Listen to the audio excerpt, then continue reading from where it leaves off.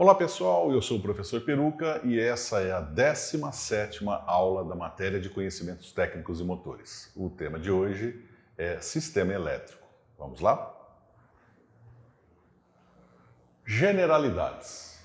A eletricidade no avião é utilizada para muitos fins, tais como a ignição da partida dos motores, o acionamento de acessórios como bombas elétricas, trem de pouso, etc., além da iluminação, radiocomunicação e navegação. Para falar sobre sistema elétrico, a gente começa falando sobre os átomos. Toda matéria ela é constituída de átomos. O átomo possui um núcleo formado por partículas chamadas de prótons e nêutrons. Ao redor do núcleo há uma camada denominada eletrosfera, onde giram outras partículas, os elétrons. O número de prótons é sempre igual ao número de elétrons, mas ele é variável, como por exemplo, o átomo de ferro possui 26 prótons e 26 elétrons. Então nessa imagem aqui, é uma imagem representativa, né? Nunca ninguém na verdade viu realmente um átomo a olho nu. A gente tem o núcleo formado por partículas prótons e nêutrons e ao redor em camadas, são várias eletrosferas, elétrons girando em torno do núcleo. Os elétrons e os prótons, eles possuem carga elétrica, né? Então por isso que a quantidade de prótons e elétrons no átomo deve ser igual para que ele seja então eletricamente neutro, para que haja um equilíbrio de forças elétricas no átomo como um todo. Pois nós temos também os chamados nêutrons e, como o próprio nome diz, os nêutrons eles não possuem carga elétrica.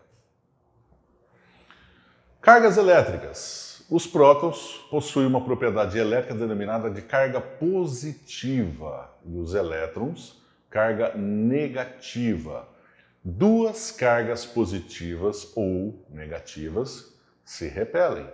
Uma carga negativa e outra positiva se atraem. Então aqui é a chamada lei dos polos, né? Então nós temos aqui, ó, cargas iguais, sejam elas negativas ou positivas, existe uma força de repulsão entre elas. Já duas cargas de sinais opostos, existe uma força de atração entre elas.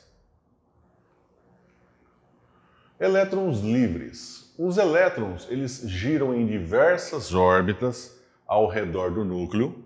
Em materiais metálicos, como cobre, alumínio, etc., os elétrons da órbita mais externa podem passar de um átomo ao outro e, por isso, então, são denominados elétrons livres. Olha que interessante, pessoal. O que caracteriza o material condutor elétrico é quando ele tem a propriedade de transferir elétrons, ele tem elétrons livres. Então, os elétrons podem circular de um átomo para o outro.